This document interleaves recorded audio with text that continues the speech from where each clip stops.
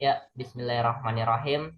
Rabbi shrah li sadri wa yassir li amri wahlul 'uqdatam min lisani yafqahu qawli. Subhanaka la ilma lana illa ma 'allamtana innaka antal alimul hakim.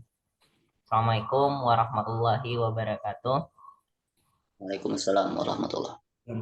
Ya, insya Allah pada pagi hari ini, pagi yang bahagia, pagi yang ceria, kita akan diskusi tentang jalan lain ya, tafsir jalan lain. Meskipun ini banyak pro dan kontranya menggunakan diksi jalan lain, tapi kita terkadang mencoba untuk memberikan paradigma berbeda tentang bagaimana sih sebenarnya sains, teknologi, agama, bahkan sejarah itu bisa berjalan beriringan.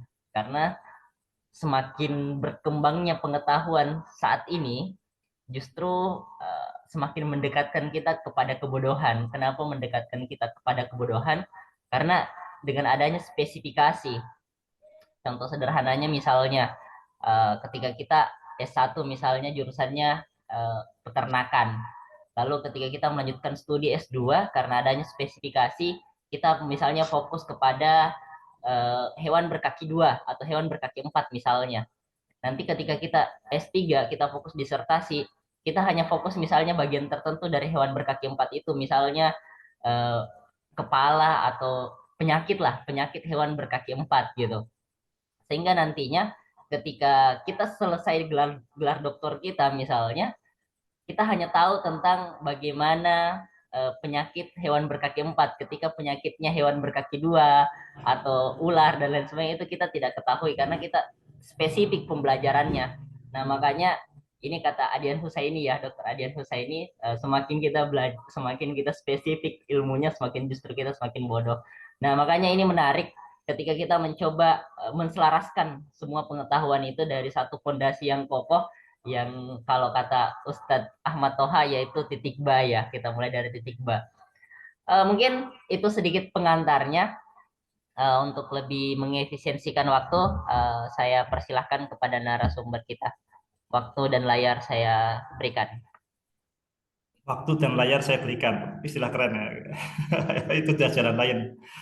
Oke, matur nuwun Bung Arsif di Makassar yang saat ini berada di PE di Pesantren Ilmu Eksakta Tegal. Matur nuwun Bung Sandi. Kalau Bung Sandi di Yogyakarta atau Kalimantan? Di Kalimantan saya saja. Kalimantan, oke. Alhamdulillah kita bisa bersua pada pagi hari ini, pagi yang cerah, mudah-mudahan cerah pula hati kita. Assalamualaikum warahmatullahi wabarakatuh. Waalaikumsalam warahmatullahi wabarakatuh. Bismillah, walhamdulillah, wassalatu wassalamu ala rasulillah, wa ala alihi wa sahbihi wa mawalah, la hawla wa la quwata illa billah, amma ba'dah. Jadi ini kita membahas tafsir jalan lain. Sebelum ke tafsir jalan lain, kita perlu lebih mendasar lagi. Jadi ada satu hal yang membuat kita itu sering stres, sering buntu, sering frustasi, itu karena kita berinteraksinya dengan manusia. Ini harus yang sepele ya. Kalau kita berinteraksinya dengan manusia, ya kita siap-siap stres. Jangankan dengan orang lain, berinteraksi dengan diri sendiri, kita aja sering stres. Ini kenapa saya begini? Kenapa saya begini? Apalagi kita berinteraksi dengan orang lain. Yang membuat stres kan kita memiliki ekspektasi, memiliki harapan. Kita memiliki harapan A, kemudian yang terjadi adalah harapan B. Dan sebenarnya ketika kita membuat harapan, itu kita menyempitkan dunia. Menyempitkan dunia. Misalkan kita berharap A, berharap nanti acara itu misalnya acaranya akan begini. Kita sudah membatasi, kita membuat bayangan tersendiri tentang dunia yang akan terjadi. Begitu dunia yang tidak terjadi, tidak sesuai dengan harapan kita, terjadilah stres. Nah, bagaimana supaya kita tidak buntu? Kita perlu berinteraksinya jangan dengan manusia, tapi kita berinteraksinya itu dengan Allah Subhanahu wa Ta'ala. Mangdalladzi yuqridu wa qardun hasanan fayudha'ifahu lahu wa lahu ajrun karim. Siapa yang memberikan pinjaman kepada Allah Subhanahu wa taala itu akan lipat gandakan dan baginya pahala yang berlimpah. Jadi dalam setiap interaksi kita pikirkan pertama tuh jangan berinteraksi dengan manusia, tapi kita interaksi adalah dengan Allah Subhanahu wa taala. Interaksi dengan manusia itu hanya dalam rangka kita interaksi dengan Allah Subhanahu wa taala. Ini urutan tidak boleh dibalik. Jadi kita sebagai Abdullah, sebagai hamba Allah, kita interaksinya dengan Allah Subhanahu wa taala, baru kemudian kita khalifatullah fil ard, kita berinteraksi dengan manusia, berinteraksi dengan Bung Arsif Arianto, berinteraksi dengan Bung Sandi. Ini pola pikir ini sepertinya perlu disosialisasikan ini Bung Arsif. Jadi kita boleh dikatakan setiap kita stres itu awal kebuntuan berpikir, awal kebuntuan hati, kegelapan hati itu dari hal itu. Karena kita salah sejak awal berinteraksi dengan manusia, tapi kita merupakan Allah Subhanahu wa taala. Jadi urutan yang pertama kita selalu adalah hamba Allah dulu. Nah, kita coba pakai ini ya, saya tak tulis di sini. Jadi hamba Allah dulu, Abdullah, barulah kemudian khalifatullah fil ard.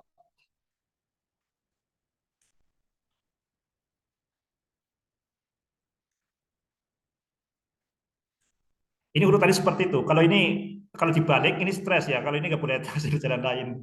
Kita nggak boleh jalan lain. Kalau ini namanya jungkir balik. Jadi urutan tuh kita sebagai hamba Allah dulu, sebagai hamba, berarti kita nggak punya kehendak, kita nggak punya kekuasaan, kecuali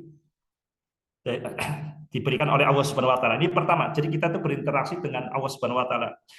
Dan ini seringkali kita tidak sadar hal ini. Biasanya kalau kita kemudian buntu itu barulah kita sadar, oh kenapa saya buntu.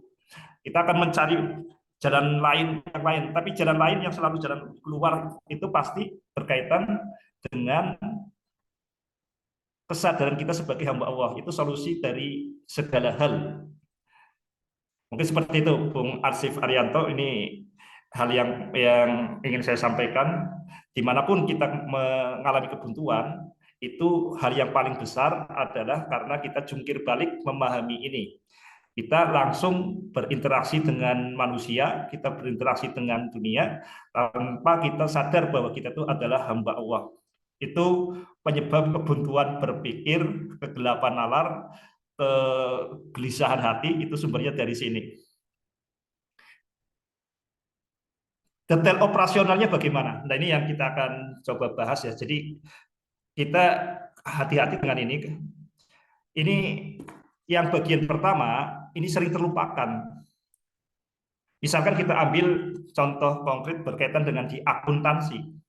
Kalau di akuntansi kita ada harta sama dengan utang plus modal. Ini kan seperti kan harta, utang plus modal. Di sini kita langsung berinteraksi dengan manusia. Ini harta dari perusahaan itu dari mana? Ini kan harta dari sumber dari kekayaan itu dari mana? Ketika kita membuat akuntansi harta, utang plus modal, ini biasanya sejak awal kita sudah menghilangkan peran kita yang utama sebagai hamba Allah. Makanya membuat stres. Saya ambil contoh konkret ini berkaitan dengan tema kita kali ini. Jadi kita berharap kemarin di acara di ini ya, acara di Pekalongan tuh ini ya. Saya sudah mempersiapkan naskah dan sebagainya, tapi kemudian tidak tersampaikan ya. Tidak tersampaikan karena banyak kendala di sana, itu pasti stres. Sudah mempersiapkan selama materi selama mungkin 2 pekan ya, 2 minggu, sudah mengeluarkan biaya, mengeluarkan tenaga, mengeluarkan pikiran untuk mempersiapkan materi di Pekalongan. Tapi karena ada banyak kendala di sana, akhirnya tidak tersampaikan. Kalau kita interaksinya hanya dengan manusia, kita merasa stres. Kita merasa stres karena yang kita lakukan, tenaga kita, uang kita, waktu kita yang kita investasikan itu tidak terbalas. Itu kalau kita lupa bahwa kita ini adalah hamba Allah. Tapi kalau kemudian kita secara sadar bahwa kita berinteraksinya dengan Allah, nah itu kata-kata tidak terbalas itu jadi nggak ada. Mangdzalladzi yuqridu waha qardun hasanan fayudha'ifahu lahu wa lahu ajrun karim. Itu hal yang sangat dasar. Jadi sejak awal tuh yang namanya akuntansi, misalkan ini akuntansi, ini sudah membuat stres. Ini potensi besar untuk stres. Potensi stres ini karena sejak awal sudah menghilangkan nama Allah di dalam persamaan akuntansi. Oleh karena itu, karena nggak diajarkan di kelas akuntansi dan kita setiap hari, apalagi misalkan secara sadar kita melakukannya seperti ini terus, maka secara sadar kita menghilangkan nama Allah. Maka kita harus perlu menempuh jalur pendidikan lain. Jangan mengandalkan di sekolah, karena sekolah itu tadi kata Bung Arsif itu mempersempit pandangan kita. Sebelum kita menjadi ahli A, ahli B, ahli C, kita pastikan bahwa kita itu adalah manusia, dan manusia itu peran pertama adalah hamba Allah, dan yang kedua khalifatullah fil ard. Itu yang pertama, Bung Arsif. Assalamualaikum Ustaz Ade Mahnun.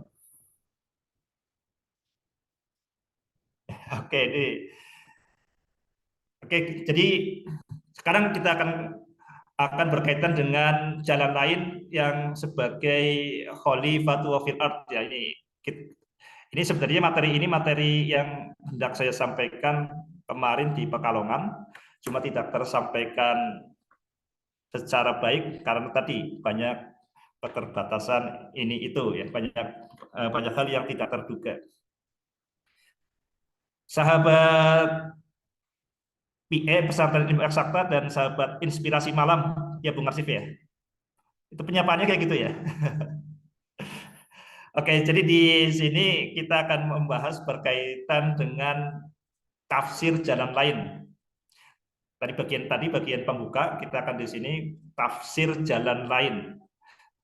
Ada yang menarik berkaitan dengan tanggal sekarang. Sekarang tanggal berapa, Bung Arsif? Tanggal 9 ya. Oke, sekarang tanggal 9. Ada yang menarik terkait dengan tanggal 9. Jadi kemarin acara di Pekalongan itu tanggal 6 Agustus. Kemudian hari ini tanggal 9 Agustus. Coba, apa yang teringat dengan dua tanggal tadi? Tanggal 6 Agustus dan tanggal 9 Agustus. Ini tanggal yang memutar balik jarum sejarah. Ini tanggal yang benar-benar menghebohkan sejarah sehingga peradaban manusia itu berubah. Ini tanggal yang kemudian dianggap sebagai tanggal yang menciptakan dunia itu sangat damai.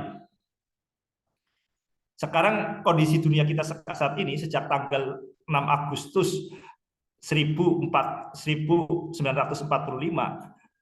setelah tanggal ini ya, setelah bulan Agustus 1945 ini beda banget.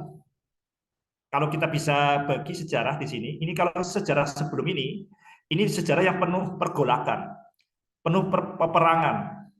Tapi setelah di sini, ini perdamaian, ini dunia yang penuh perdamaian, ini penuh pergolakan.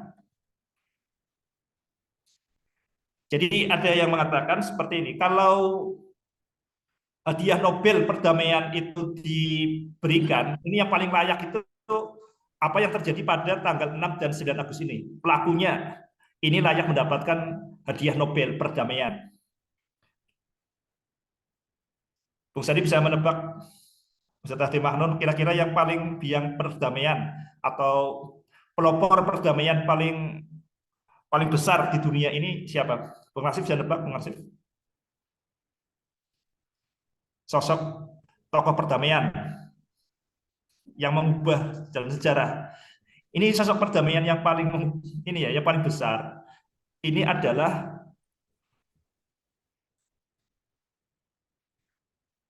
bom nuklir. Ini tulisannya agak ironis ya. Jadi setelah tanggal 6 Agustus ini pengeboman di Nagasaki oleh bom atom, bom nuklir uranium, dan kemudian dilanjutkan 9 Agustus 1945 ini pengeboman di Hiroshima. Jadi bahan bakunya bukan uranium tapi plutonium. Ini ratusan ribu orang mati dalam sekian detik oleh bom nuklir ini. Tapi setelah itu dunia itu menjadi sangat damai. Dan ini ya sesuatu yang tragis di dalam sejarah itu seringkali seperti itu. Ketika kemudian di titik paling bawah kehancuran manusia oleh bom nuklir ini kan berarti bom nuklir ini mengakhiri perang terbesar dalam sejarah modern, yaitu Perang Dunia II. Jadi ketika udah titik paling bawah kena bom, itu kemudian dunia itu sekarang penuh kedamaian. Ya sekarang masih ada konflik, ada perang, tapi ini tidak apa-apanya dibanding sebelum ada era bom nuklir. Itu perang sedemikian masif, perang disambut dengan kelaparan dan sebagainya. Ya sekarang walaupun masih banyak perang, banyak juga kelaparan, itu situasi sekarang sebenarnya relatif jauh lebih baik sebelum era bom nuklir. Ada yang mengatakan, ini saya lupa bukunya, itu yang mengatakan, jadi kalau sosok perdamaian yang paling besar adalah bom nuklir ini. Sahabat PE yang kami banggakan, ada yang menarik lagi. Jadi di sini kita tahu setelah Agustus 45 ini era penutupan Perang Dunia II, ini juga era munculnya negara-negara, termasuk negara Indonesia, lahir 17 Agustus 1945. Negara Korea itu tanggal 15 Agustus 45 kalau tidak salah ya. Jadi dari peristiwa bom nuklir ini, selain perdamaian itu muncul kemerdekaan banyak negara.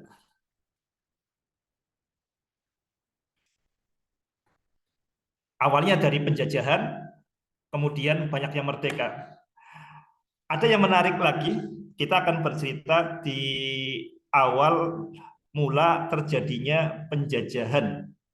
Nah ini kan berarti kita mulai dari akhir ya. Bom nuklir itu mengakhiri era penjajahan fisik ya. Mungkin kita sekarang masih ada penjajahan, tapi ya era penjajahan fisik itu sudah berakhir dengan bom nuklir tadi. Bom nuklir tadi mengakhiri penjajahan dan juga mengakhiri era pergolakan.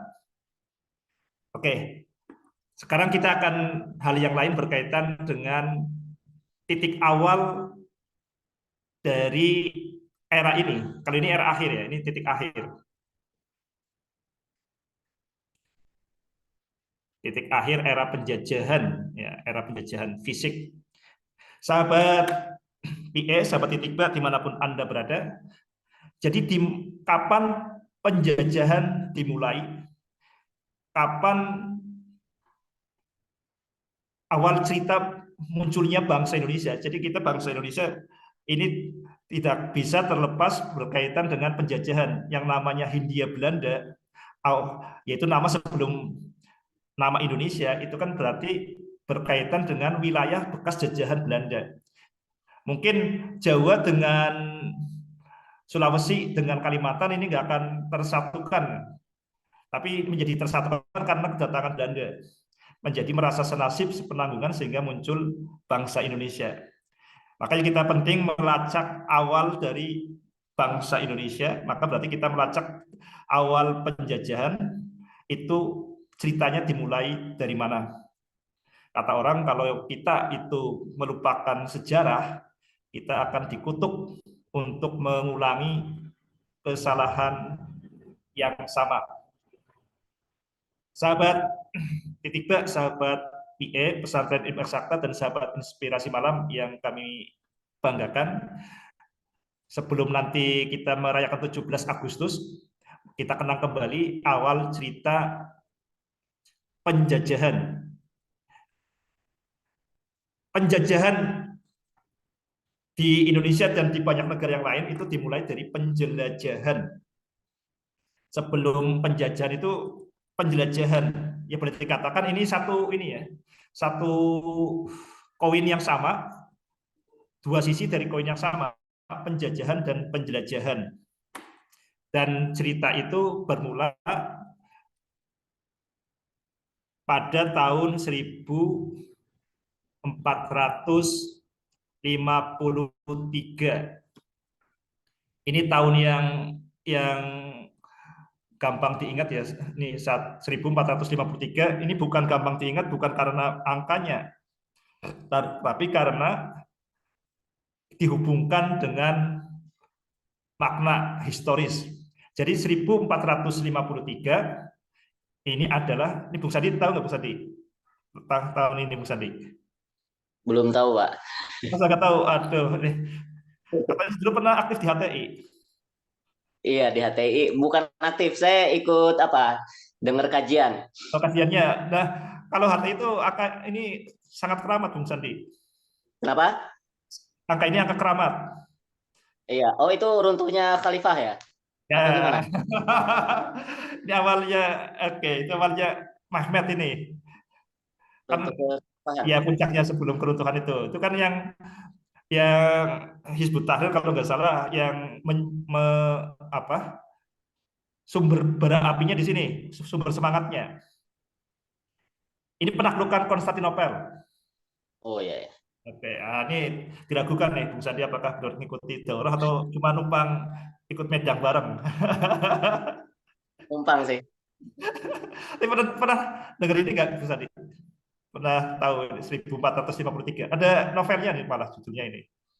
Enggak. Karangan. Kalau sejarahnya kurang ini sih. Fokus ke ini biasanya kalau ikut kajian tuh. Dia punya pendapat ini, argumentasinya apa gitu. Oke. Nggak pernah ngangkat ini selama ngikuti daurah? Belum. Oke, ini betul-betul berarti hari ini sangat pas ya. Jadi mengenal 1453, 1453. Jadi saya mau menyapa dulu Pak Dr. Suwanto Raharjo. Assalamualaikum Pak Suwanto. Salam Ustaz, ngapunten ini sambil naik mobil soalnya. Oke, siap. Iya. Oke, mudah-mudahan lancar perjalanan sampai tujuan. Oke. Amin. Kita lanjut, kita akan mulai dari tahun yang sangat sakral di kita. Ya, jadi ini bukan sakral di kita, di sebagian teman-teman kita yang aktif di Hizbut Tahrir ini 1453. Ini dianggap sebagai tahun terbaik, tahun terwujudnya nubuat atau ramalan dari Nabi Muhammad SAW. Latuf tahannal Konstantiniyah. Jadi tidaklah akan tertaklukkan Konstantinopel. Panikmal. Jadi sampai kemudian akan dipimpin oleh pemimpin yang sebaiknya dan oleh pasukan yang sebaik-baiknya. Jadi Panikmal amiruha. Panikmal jaisu dalikal jais. Jadi pemimpin yang terbaik itu nanti pemimpin yang menaklukkan Konstantinopel.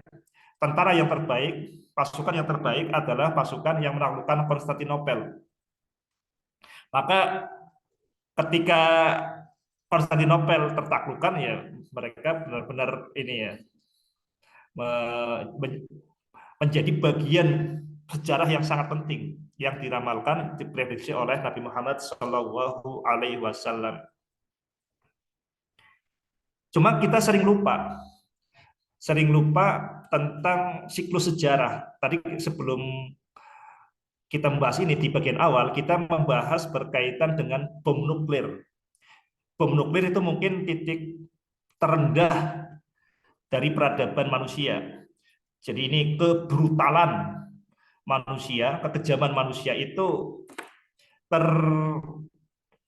kumpulkan dalam ledakan bom nuklir tanggal 6 Agustus dan tanggal 9 Agustus 78 tahun yang lalu. Titik minimum dalam sejarah manusia, paling bawah. Tapi setelah itu, dunia itu mengalami zaman yang penuh perdamaian. Kita bandingkan dengan 1453. Ini adalah, kita bisa mungkin mengatakan ini era terbaik ya bagi umat Islam, itu ini era terbaik tadi kan, karena Konstantinopel bisa masuk dalam kekuasaan kekhalifahan Islam. Jadi khalifah Turki Utsmani.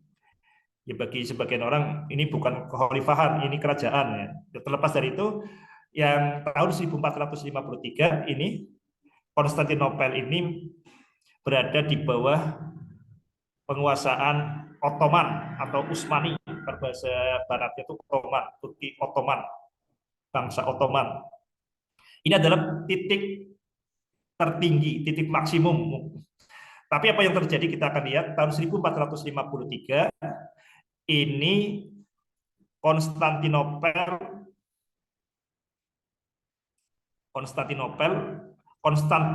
itu berarti ini kota Konstantin, ini dibangun oleh Raja Konstantinopel ini dikuasai oleh bangsa Ottoman, Turki Utsmani. Jadi Turki Utsmani ya, jadi lebih khusus namanya Sultan Muhammad kedua, dan setelah menaklukkan ini maka mendapat gelar Al-Fatih, Sultan Muhammad Al-Fatih. Ini penguasaan yang sangat gemilang dan sangat strategis, sehingga umat Islam itu secara politik dan militer itu berkuasa di Eropa, ini sangat kokoh ya, sampai kemudian setelah menaklukkan Konstantinopel ini juga Al-Fatih itu sempat juga mencoba menaklukkan Italia. Kita tahu Italia itu di sana ada namanya Roma. Jadi pengen menggenapi nubuat atau ramalan dari Rasulullah SAW, yaitu penaklukan Konstantin dan Roma. Cuma kemudian yang Roma tidak berhasil. Ada hal yang kita ingin sampaikan di sini. Konstantinopel ini kota yang strategis, kota yang menghubungkan antara Barat, Eropa, dan Timur. Di Timur itu kita ini di sini Asia Afrika.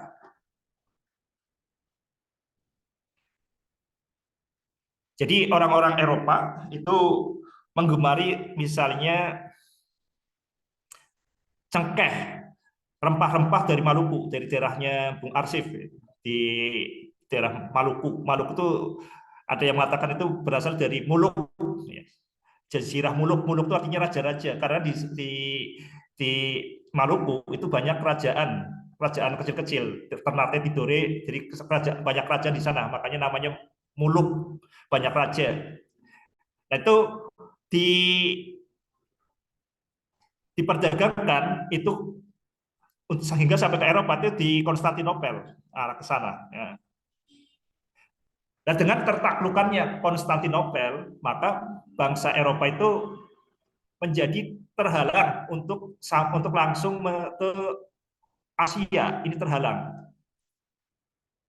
Jadi perjalanan bangsa Eropa untuk mencari rempah-rempah menjadi terhalang karena penguasa Konstantinopel sudah berubah, yang tadinya adalah Romawi Timur, bahkan Konstantinopel ini adalah ibu kota Romawi Timur. Sekarang penguasanya sudah diganti, yaitu Turki Utsmani. Ini ketika Konstantinopel dikuasai Turki Utsmani, otomatis jalan terputus. Ini terputus. Bagi bangsa Eropa, ini titik balik minimum, titik terendah peradaban mereka. Bagi umat Islam ini memang titik balik maksimum. Nah, apa yang terjadi ketika bangsa Eropa itu tidak bisa melakukan perjalanan ke Asia dan juga tidak baik darat maupun laut, ya sebenarnya bisa tapi agak kesulitan.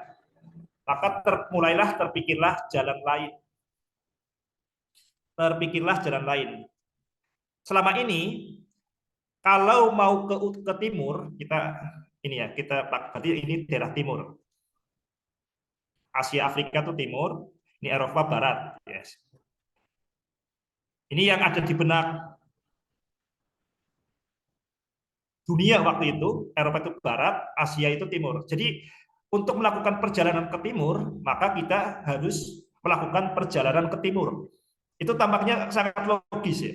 Untuk melakukan perjalanan ke timur, maka kita melakukan perjalanan ke timur. Itu yang dilakukan bangsa Eropa selama bertahun-tahun. Kalau mau ke timur, ya berarti kita bergerak ke timur. Baik melalui jalur darat, yang ada kalau nggak salah namanya jalur sutra ya, maupun lewat jalur laut.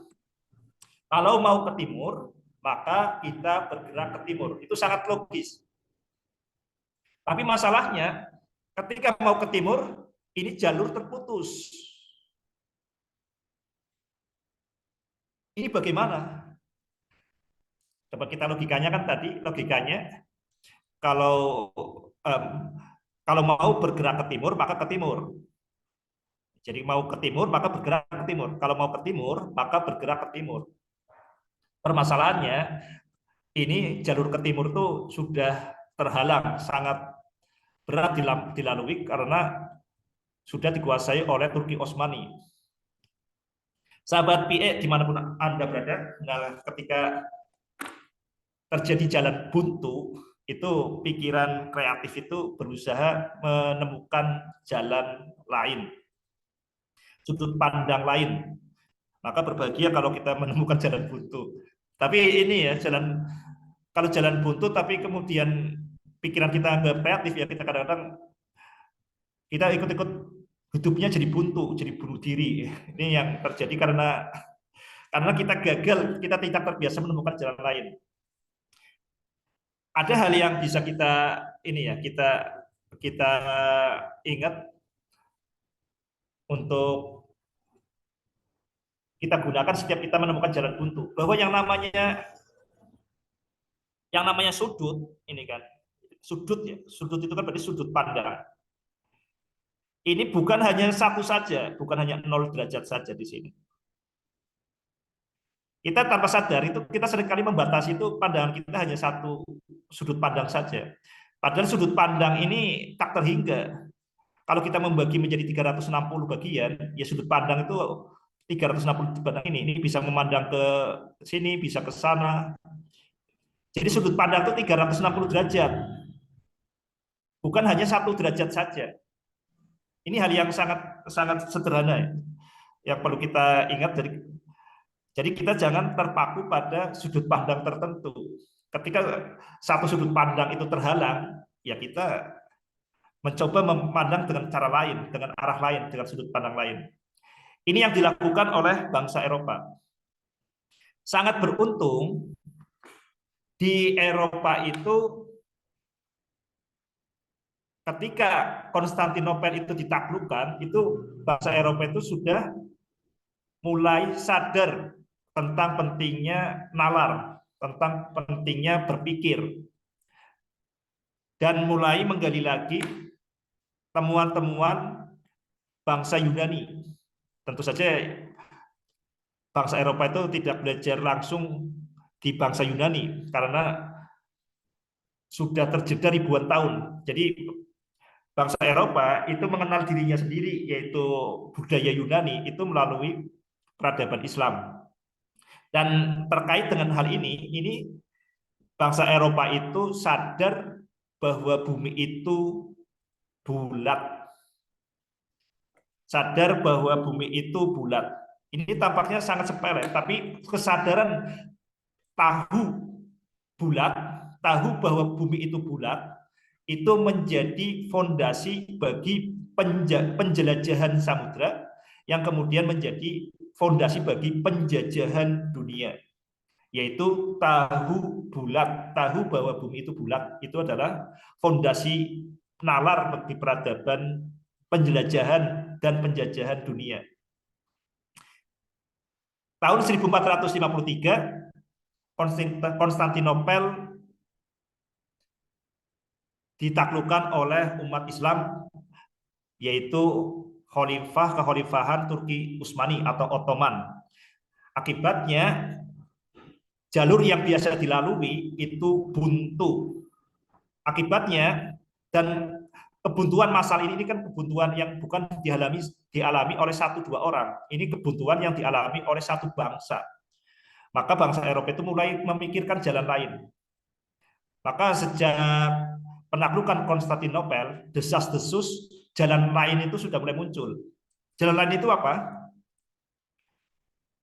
Untuk mencapai timur, kita tidak harus bergerak ke timur. Kita bisa bergerak ke barat. Untuk mencapai timur, untuk sampai tiba di dunia timur, kita tidak harus bergerak ke timur, tapi ke barat. Nah, ini jalan lain tuh ini. Ya, kita akan coba jalan lain. Jalan lain itu jalan yang tidak biasa ditempuh. Sahabat Titikba, sahabat PE dimanapun Anda berada, ini jalan lain ini kesadarannya tuh begitu masif ya. Jadi di tengah kebuntuan jalan untuk menuju dunia timur. Jadi desas-desus, bisak-bisik, perbincangan di warung kopi itu membahas tentang jalan lain. Kita sebenarnya nggak harus bergerak ke timur, bergerak ke barat pun bisa.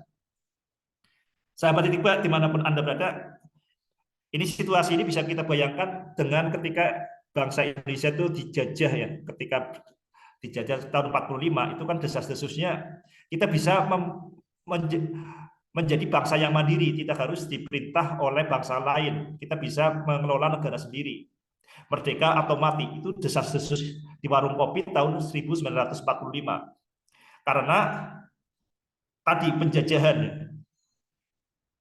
Nah, desas-desus yang berkembang di Eropa setelah penguasaan Konstantinopel, bangsa Eropa itu bisa keluar dari kebuntuan itu dengan menempuh jalan lain, yaitu bergerak ke barat. Untuk sampai ke timur tidak harus berjalan ke timur. Untuk sampai ke timur kita bisa bergerak ke barat. Ini suatu ini ya, pandangan yang radikal. Tapi ini pandangan ini menjadi jalan lain, menjadi jalan keharusan setelah jalan yang biasa buntu. Jalan lain selamanya hanya akan jadi jalan lain itu kalau bukan keharusan, tapi jalan lain bagi bangsa Eropa waktu itu menjadi jalan keharusan. Bukan alternatif, tapi ini tidak ada pilihan lain. Jalan lain itu menjadi bermakna ketika tidak ada pilihan lain. Nah, jadi keharusan. Bangsa Eropa tahu bahwa dengan bergerak ke barat, nanti akan ke timur. Nah, itu hanya mungkin kalau dunia itu bulat. Cuma masalahnya, tahu dengan melakukan itu dua hal yang beda. Jadi tahu, ya. Kalau di Makassar ada tahu nggak, Arsif? Namanya apa?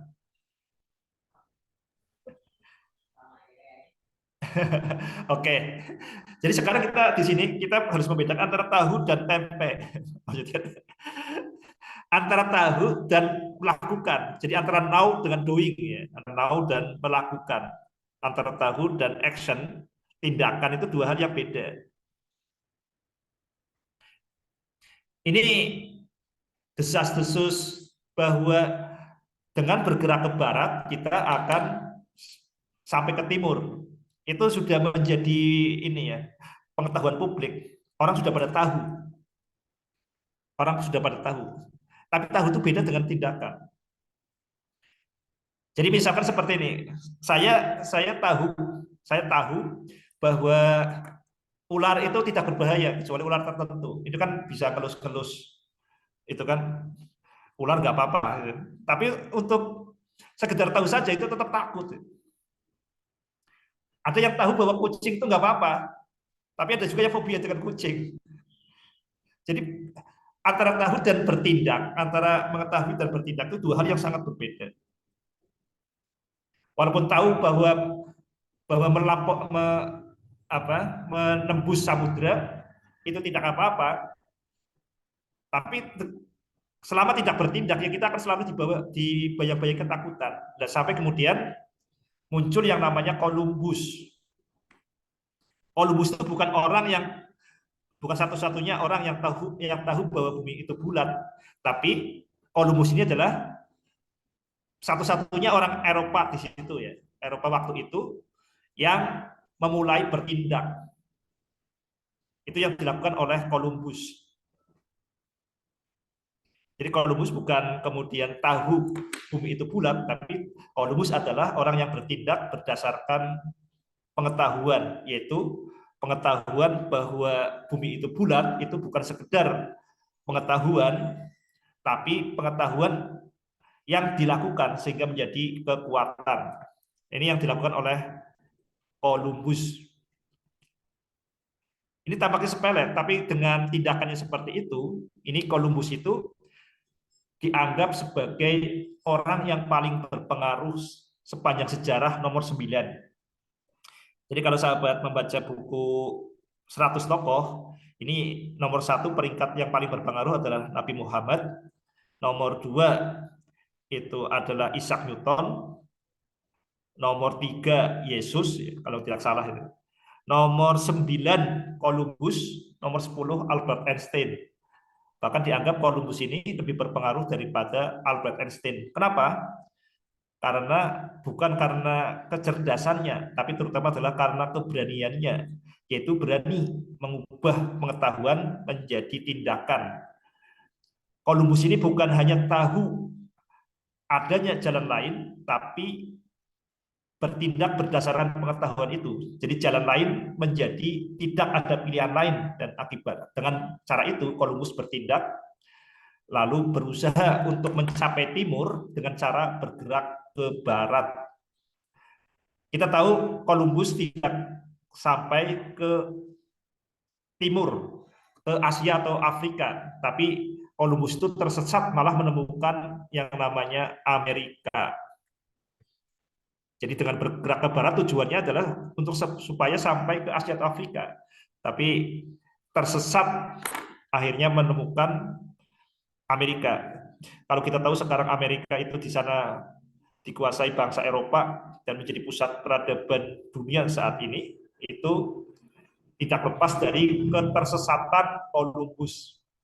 Ketersesatan Columbus ini tidak lepas dari keberanian untuk mengubah pengetahuan atau tindakan, dan tidak ada pengetahuan atau tindakan yang lebih bermakna selain menempuh yang belum pernah ditempuh. Itu pengalaman yang berbeda daripada sekedar melakukan sesuatu yang biasa dilakukan. Mungkin demikian Bung Arsif Arianto berkaitan dengan jalan lain.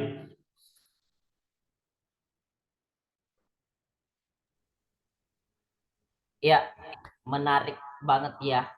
Tadi banyak direfleksikan tentang diantarlah tadi di awal tentang bagaimana sih agar kita tidak buntu dalam berpikir, lebih bijaklah dalam berpikir. Tadi diantar bahwasanya kita harus mengingat satu hal, 2 poin. Yang pertama, kita adalah hamba Allah dan kita adalah khalifah di muka bumi. Namun terkadang ketika kita terlalu banyak berharap ya kepada manusia, itu justru banyak memberikan kekecewaan gitu tadi ya. Sehingga ketika kita ingin melakukan tidak banyak kecewa, mungkin lebih tepatnya, ketika kita tidak ingin banyak kecewa, maka jangan bertransaksi kepada manusia. Dalam artian jangan terlalu berharap banyak kepada manusia, tapi berharaplah kepada Allah gitu, karena Allah yang akan membolak-balikkan hati makhluk ciptaannya gitu. Nah, lalu tadi tentang jalan lain ya, jalan lain justru dipaparkan dalam perspektif bagaimana bangsa Barat orang Barat pada saat itu yang mencoba mencari jalan lain setelah di tahun 1453 Muhammad Al-Fatih berhasil menaklukkan Konstantinopel.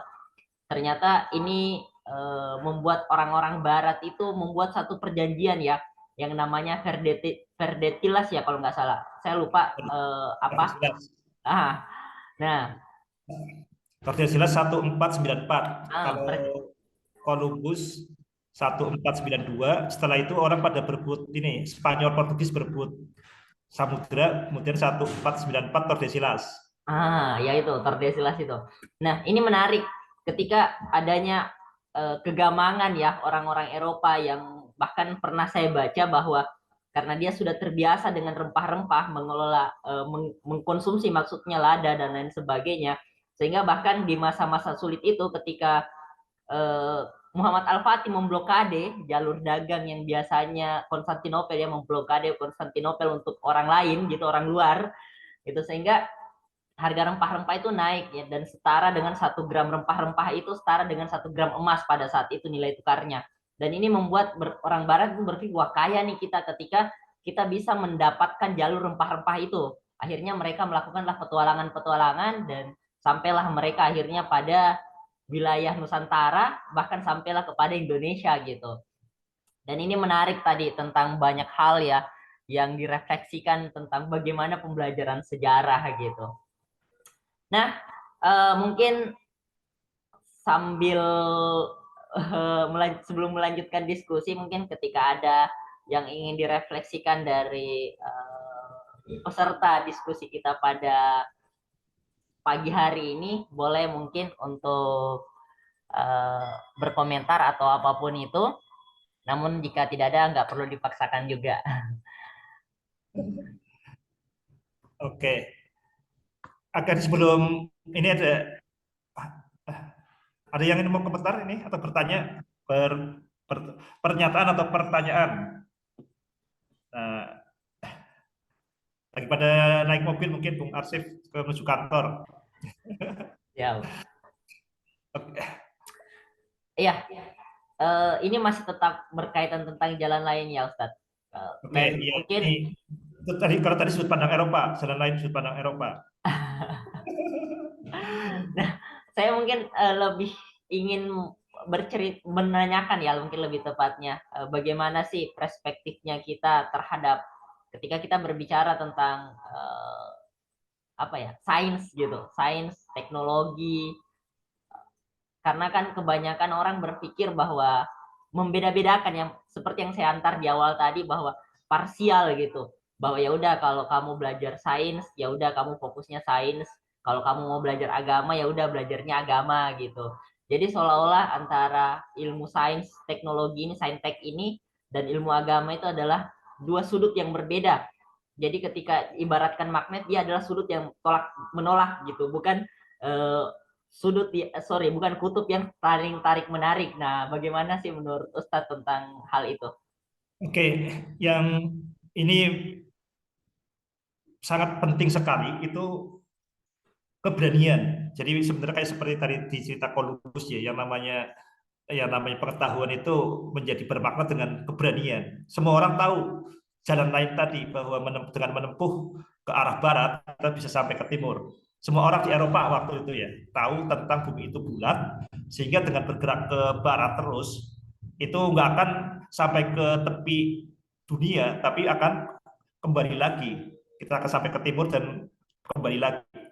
Tapi ini yang terjadi di umat Islam itu tidak seperti itu. Ini sesuatu yang harus kita jujur, dan kalau kita nggak jujur dengan situasi kita, ya kita akan selalu terjerat dalam kebuntuan.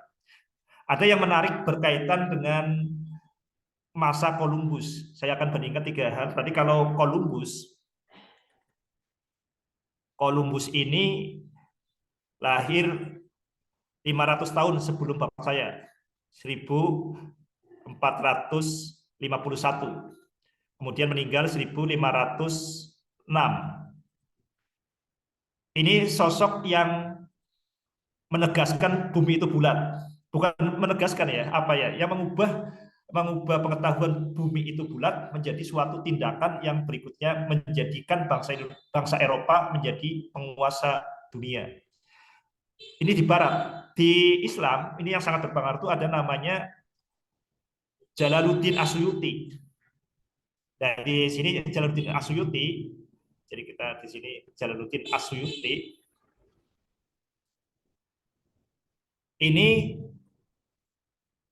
1445 lahir, meninggal 1505.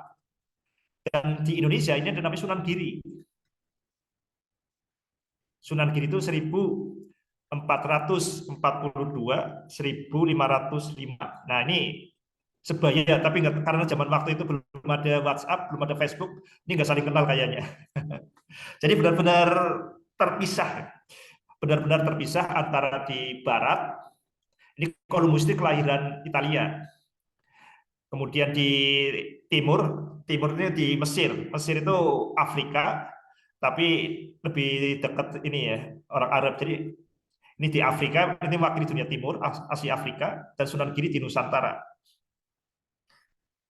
Kita akan lihat bagaimana pola pikir itu berpengaruh pada peradaban. Tadi di sini Columbus tahun 1492 ini berhasil melampaui ketakutan bangsa Eropa.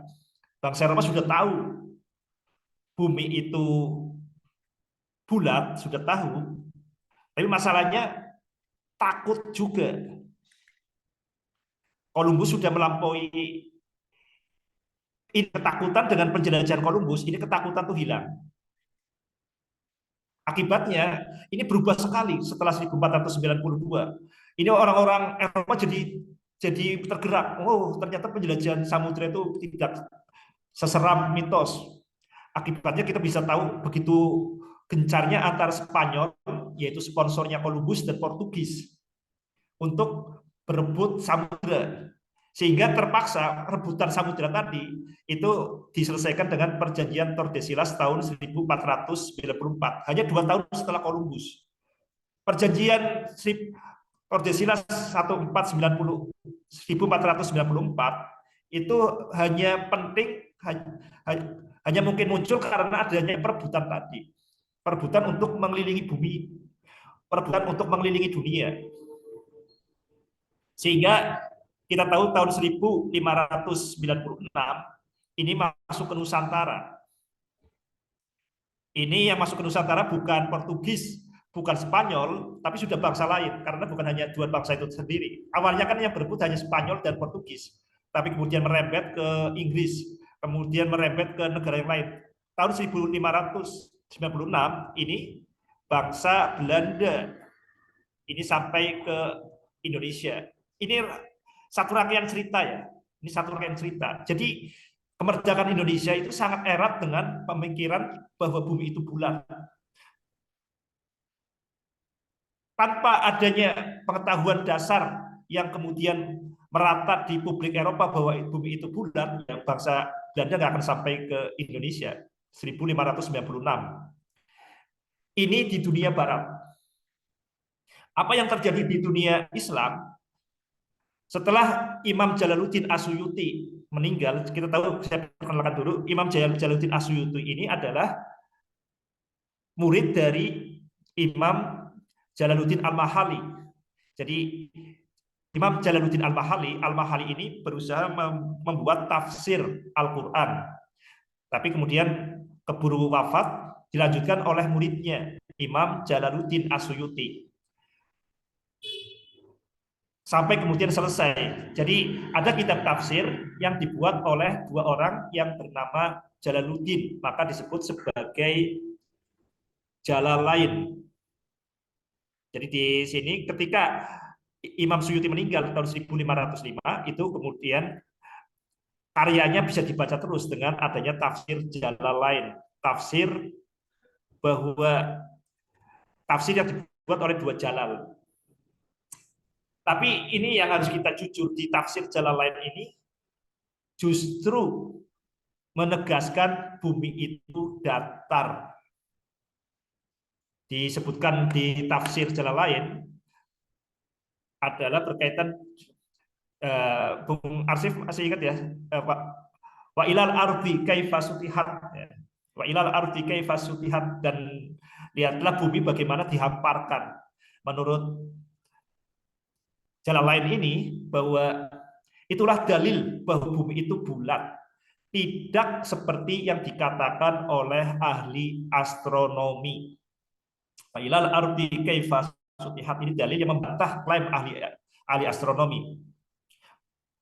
Ini sesuatu yang sangat tragis. Entah ini apakah karena memang nggak ada WhatsApp ya, nggak ada Facebook, sehingga ketika di tengah era penjelajahan samudra orang itu berlomba-lomba mengelilingi bumi, dan itu hanya mungkin karena keyakinan bumi itu bulat, di dunia timur itu malah muncul kitab tafsir jalan lain yang antara lain mengatakan, menegaskan bumi itu datar.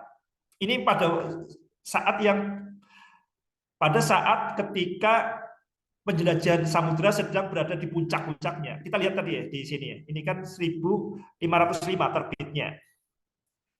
Tadi kita Tordesillas itu 1494. Jadi kitab tafsir jalan lain itu terbit setelah perjanjian Tordesillas, 10 tahun, 11 tahun setelah perjanjian Tordesillas.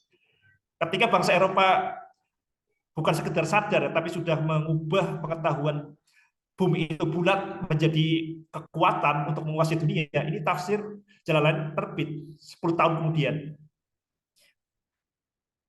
Nah, ini sesuatu yang kita tahu, tidak sembarangan orang bisa menafsirkan Al-Quran. Kita tahu Al-Quran itu fondasi kita dalam beragama. Al-Quran itu fondasi bagaimana kita menjalani kehidupan di dunia. Tapi tidak sembarang orang itu bisa menafsirkan Al-Quran. Maka ketika Imam Jalaluddin Asyuti menegaskan bahwa bumi itu datar, ya kita sami'na wa ata'na, saya mendengar dan taat.